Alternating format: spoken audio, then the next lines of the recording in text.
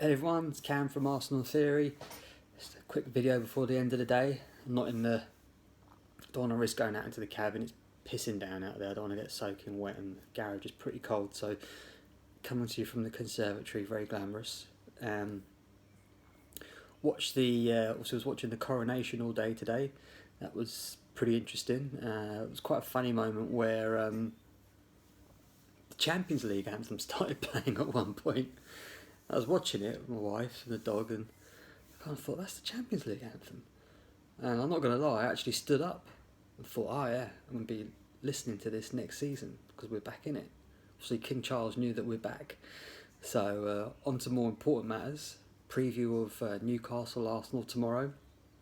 And I think the theme for tomorrow is repeat or revenge. Last season, Newcastle just killed our top four hopes and completely just dismantled us. And was it 3-0 in the end? I can't remember exactly. I think it might have been 3-0. And killed our top four hopes. We ended up getting fifth from like a couple of points from Spurs. Completely threw it all away. And then 12 months later, we're in the stakes are higher now, but a similar kind of situation where a big part of our season now kind of rests on this game. If we draw or lose tomorrow, then the title's already kind of over anyway. But we draw and lose it tomorrow, then it really is over. City can afford to drop a lot of points, and it's just not going to happen, especially with the form that they're in. I suspect that it's probably going to be repeat. I think for us to get a result against Newcastle in the form that they're in, I think we would need our first choice defence, not necessarily our first choice attack, but we would need our first choice defence, and we're far away from that at the moment. Reason being is, I think in order for us to be able to beat them, we need to play out from their press, and I don't think we're going to be able to do that with Gabriel and Holding or Kyrgios, or whoever plays instead of Saliba, basically. I don't think they've got the capability to play out against the press that way, and I think that could really hurt us. I remember from the game at the beginning of the season when we played them at the Emirates, they're a very tightly drawn team. Newcastle are very physical. The size of their players, the players all look so much bigger than our players. Could have maybe been given a penalty at the end, but we didn't really create too much in that game. And Newcastle just fought for everything. It was a real hard fought 0-0 draw as well, I thought. So they might be under a bit more pressure to be a bit more open as they're playing at St James's Park, and the crowd would be up for it. And really, if you're Newcastle, you've got nothing. You've got nothing to really worry about, I don't think. In that, you're probably top four's all kind of sewn up. You're in a good run of form. They slapped 5 past Spurs, 4 past Everton. Isaac's looking incredible at the moment, so you'd be brimming with confidence. Obviously, Arsenal beat Chelsea 3-1, so you'd hope that would instill some much needed confidence into our players, and the want to put right what happened last year. And I was thinking about this, that if you're like a normal kind of guy like me or whatever, sometimes you might not get the chance to put right or wrong, maybe a moment where you let yourself down or whatever it is, and the players have a chance to do that tomorrow. They could go, they should go there with the attitude of, we cannot let this collapse happen again, we cannot let this happen to us. It's a completely different team to last year. We were really kind of ravaged then, and I think part of it though wasn't necessarily that we lost. We didn't turn up. We just kind of gave up, and I think we lost White in that game as well during it, and someone else during the game as well, which made it even tougher for us. So I think one of the big talking points for tomorrow is how we're going to handle Isaac, because he's looked pretty electric the last few games. That assist he got against Everton was just nuts. I don't know why no Everton player just didn't rugby tackle him, but obviously it's easier said than done, I suppose. He looks in a real good run of form. Obviously, we were linked to him quite a lot, and I think a lot of fans saying, "Oh, we should have taken the gamble on it," and I totally understand why we didn't take the gamble on it, because it's like 60, 70 million pounds. But if you're a technical director or a manager and you demand that signing and it doesn't work out, that could be a career ender. Especially if you're someone like Edu, that could be the end. That you could just be out on your ear with a gamble. Like, it's a really big gamble, and it's probably not going to be like a collective responsibility where everyone, takes their part in not in accepting that, yeah, it was partly my fault that we did this. So I can see why the club didn't want to take the risk on something like that. And fair play to Newcastle, they did, and he's scored 10 Premier League goals, I think, in 17 games. He's been out injured as well, so he's really tall. I heard he's like 6'4" or something. He's very skinny, but he's very, very tall. He's got feet like Kanu. Very tricky on the ball. So I really hope Holding isn't playing tomorrow. I'm not sure how our defence will handle a real tricky, tall player like that.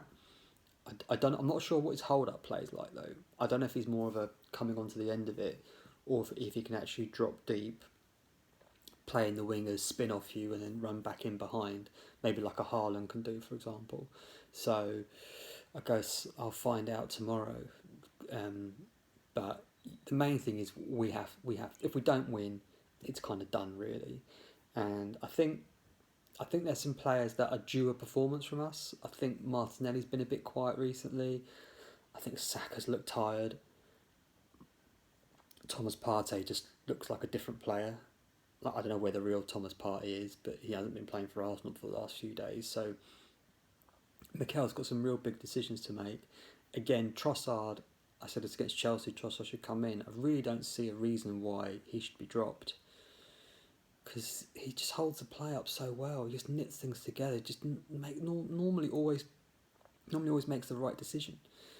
And a game like tomorrow, we're going to need calm heads in a storm, because it's going to be like a hurricane. And so you need players that are calm on the ball, can handle the pressure. Physically a low centre of gravity, so it's hard to get knocked off the ball. And I think Trossard ticks all of those kind of boxes. So I hope he starts with him. I wouldn't have a problem with, say, Martinelli being on the bench, or even Saka being on the bench, because we need to do something. Some other stories coming out about Smith Rowe, apparently, which I don't believe, but apparently Smith Rowe is being trained by Arteta, or in training is being kind of primed up for the Xhaka role. And people are saying that's why he's not been playing. But for me, you can do two things at once. Okay, yeah, he may well be being kind of groomed for moving position in the team, but that doesn't mean he still can't come on for the last 5 minutes of every game, or a game at least. I mean, he hasn't even come on, but he's still getting on the bench though. So I don't know, man. What's going on with him? I think if there's any player that, as a club, we should be patient for, I think it's Smith Rowe. It's worth waiting. I just don't think we should sell him. I really don't think we should sell him. Unless it's hard, because you don't know, like, well, if we sell him, we can buy a player X. I'd want to know. Obviously, they're not going to tell me, but I'd want to know who that player X is, because even if it takes him another 18 months to kind of get back to his level, he could win you Champions Leagues. He could win you Premier Leagues. He's got that much potential in him. And you look at all the investment and time we've put in him already, to kind of cut him adrift now, something ain't right there. And the rumours linking us with Mason Mount. I don't know, man. I got a bad feeling. I think the club might try and cash in them in the summer. So I hope there's a buyback in there if he does go, because I really don't want to lose him. You lose Smith Rowe, you lose Patino, you've got Anwari's not signing a new deal. Or is that Marskelly? I get confused which one actually. So one of them anyway is holding off signing a new deal. So we'll have to see how that one develops. But tomorrow, like I said, repeat or revenge. It's an opportunity for Arteta to put things right as well. But if we don't turn up, and I'm not saying if we get beat, if we don't turn up, then that will be several games now where the team, for whatever reason, just refuse to perform at the level they should, and that's not acceptable at any point. But especially if you're trying to win a league, just forget it. It might happen once and maybe twice, but if it starts happening 3 or 4 times, then there's clearly something. It's clearly something wrong when the pressure's on against a good team away. They just seem to crumble a bit. So hopefully they can do it. Hopefully they can remember how good they are. And do you know what? I'll include myself in that as well. Maybe I've kind of dropped off and forgotten about what we're capable of doing. And I think it's games like tomorrow where you've got to look to players like Jesus. He's really, really got to come good tomorrow. It's really got to cause that Newcastle backline problems. I was talking about us playing out from the Newcastle press. Well, can they play out from our press? I'm not so sure they have. They've got really good defenders, but I'm not sure how. I don't know how great their centre backs are on the ball, and I don't think Nick Pope is going to be kind of playing balls between the lines as well. So there should be opportunities to get at them. Another interesting subplot is obviously Joe Willock, who used to play for us, now plays for them. He's been smashing it of late, so he's going to be bang up for it as well. So hopefully we don't get downed by a former player, because it's never nice. Just stings a bit more when that kind of thing happens. But yeah, kick off 4:30 tomorrow. I'll be watching it like this probably, because I don't want the title challenge to end. So hopefully we can keep it going. Just some last thoughts. Watched most of the Liverpool-Brentford game today. I tell you, I thought Liverpool were lucky not to have some red cards. Konate definitely should have had 2 yellows. Fabinho should have had a couple of yellows as well. Now, if they'd got the initial yellows they should have got, they might not have done the secondary challenges that they ended up doing, but they were definitely involved in 2 yellow card challenges. And even though Brentford didn't score, Ivan Toney, man, what a player. Just completely occupied those Liverpool centre-backs. Those centre-backs, they couldn't relax for a second. Gave him hell all game. They were fouling him, having to bring him down, having to cheat, dark arts. Such a top player. And I'd love us to go in for him, but there's no rumours of anyone actually going in for him, because he's got this betting charge. So obviously clubs are hanging around to see what would happen. But I just think he'd be such a great addition for us.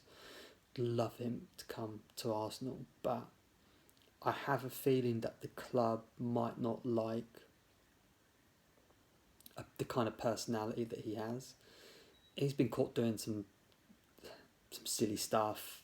I think in the summer he got some stuff. He was slagging off Brentford as a team or something while on holiday, trying to impress some girls on Instagram or something, and obviously the betting stuff as well. It's not. We've had players be involved in controversy, but they've usually been homegrown players, like the likes like Ray Parlour or Tony Adams and Paul Merson, for example. They've all, especially Merson, I mean, he was drinking, gambling, drugs. I mean, there was all sorts of stuff going on with him, and we stood by him. But I don't know if we would buy. Obviously, Tony's not drugs; it's just the gambling by the looks of it. But I don't know if we would buy a player who's got those kind of issues. So I don't know. Maybe he'll change and understand that he's got some kind of a problem or whatever, and he'll get banned for like 4 or 5 months, and maybe we can do a deal. But I just feel it adds so much to our team, especially in a game like tomorrow, when you need someone who's going to kind of hold it up, occupy the opposition defence. isn't going to drop deep too much. He does. He can. Tony can drop deep and lay it off, like Harry Kane does. Jesus does that, but I feel Jesus does that because he's hiding, because he's had a bad touch up near the goal or missed a chance or something. But anyway, we'll have to wait and see on that. So thanks for watching. I'll try and do a video post game tomorrow, and have a great bank holiday weekend. Thank you very much. Please like the video if you liked it, and please subscribe if you like the content. 100 videos, that's the goal. Then I'm going to see what I'm going to do, and speak to you soon. Thank you.